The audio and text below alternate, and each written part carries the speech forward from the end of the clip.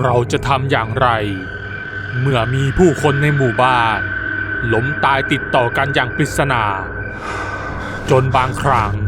ก็อดคิดไม่ได้ว่ามันอาจจะเกี่ยวข้องกับเรื่องพูดผีปีศาจตำนานไดอารี่วันนี้ทางทีมงานได้นำเรื่องราวตำนานผีแม่ไม้มานำเสนอให้ทุกคนได้รับชมกันครับ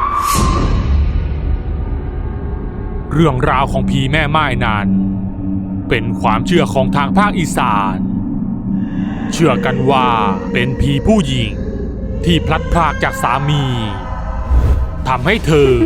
เที่ยวออกอาละวาดเอาชีวิตชายหนุ่มเป็นสามีของตนซึ่งหากหมู่บ้านใดมีผู้ชายตายติดต่อกันหลายศพโดยที่มีอาการไหลตายหรือการนอนหลับแล้วสิ้นใจตายไปกระทันหันชาวบ้านก็จะเชื่อว่าเป็นฝีมือของผีแม่ไม้ที่มาเอาชีวิตชายหนุ่มในหมู่บ้านไปอยู่ด้วยหลายหมู่บ้านพยายามหาวิธีป้องกันไม่ให้ผีแม่ไม้มาเอาชีวิตชายหนุ่มในบ้านของตัวเองไปโดยการนำเสื้อสีแดงมาแขวนไว้ที่หน้าบ้านเพราะเชื่อว่า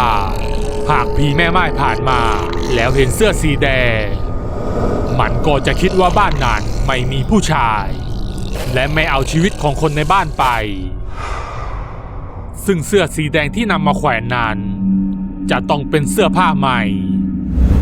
หากเป็นเสื้อผ้าเก่าที่ใช้แล้วจะไม่สามารถหลอกผีแม่ไม้ได้บางคนเชื่อว่าหากผู้ชายคนไหนทาเล็บผีแม่ไม้ก็จะไม่เอาชีวิตไปเพราะผีแม่ไม้จะเข้าใจว่าชายหนุ่มที่ทาเล็บนั้นไม่ใช่ผู้ชายบางบ้านก็จะนำป้ายมาเขียนเอาไว้ว่าบ้านนี้มีแต่ผู้หญิงหรือบ้านนี้ไม่มีผู้ชายซึ่งเชื่อว่าเมื่อผีแม่ไม้ผ่านมาเห็นก็จะเชื่อว่าบ้านนี้ไม่มีผู้ชายดังเช่นข่าวของชาวบ้านในจังหวัดเพชรบูรณ์ที่เชื่อว่าเกิดอาถรรพ์ผีแม่ไม้ออกอาละวาดเนื่องจากมีคนในหมู่บ้านตายติดต่อกันกว่า17รายภายในระยะเวลาเพียงแค่2 เดือนจึงได้พากันนำเสื้อสีแดงมาแขวนไว้ที่ต้นไม้หน้าบ้านเพื่อเป็นการแก้เคล็ดตามความเชื่อโบราณโดยการตายของชาวบ้านที่นั่นก็มักเกิดขึ้นอย่างไม่ทราบสาเหตุเช่น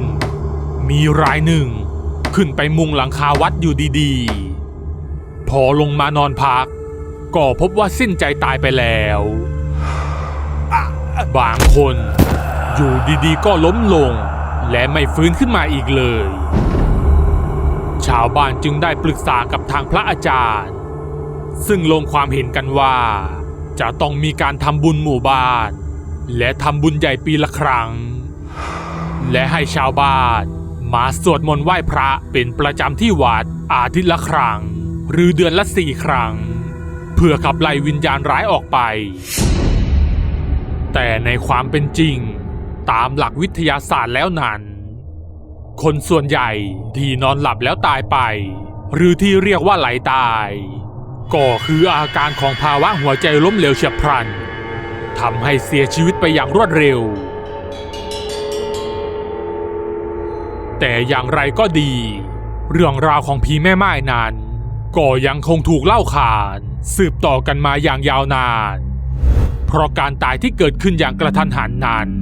มันช่างน่าหวาดกลัวจนกระทั่งคนเราต้องหาวิธีใดก็ตามมารับมือกับมันและหนึ่งในวิธีนั้นก็คือการปัดเป่าสิ่งชั่วร้ายอย่างผีแม่ไม้เพื่อเรียกขวัญกำลังใจให้กับเหล่าชาวบ้านที่กำลังหวาดผวานั่นเองก็จบไปแล้วนะครับกับตำนานผีแม่ไม้หวังว่าจะชอบกันนะครับใครที่มีเรื่องราวที่น่าสนใจที่อยากให้ทีมงานนำมาทำเป็นแอนิเมชัน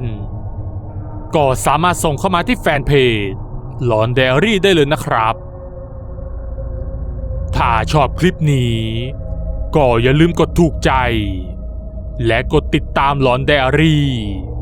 ทางช่องทาง Facebook และ YouTube เพื่อจะได้ไม่พลาดคลิปใหม่ๆอีกมากมายและเป็นกำลังใจให้ทีมงานทำคลิปต่อๆไปด้วยนะครับขอบคุณทุกท่านที่เข้ามารับชมครับ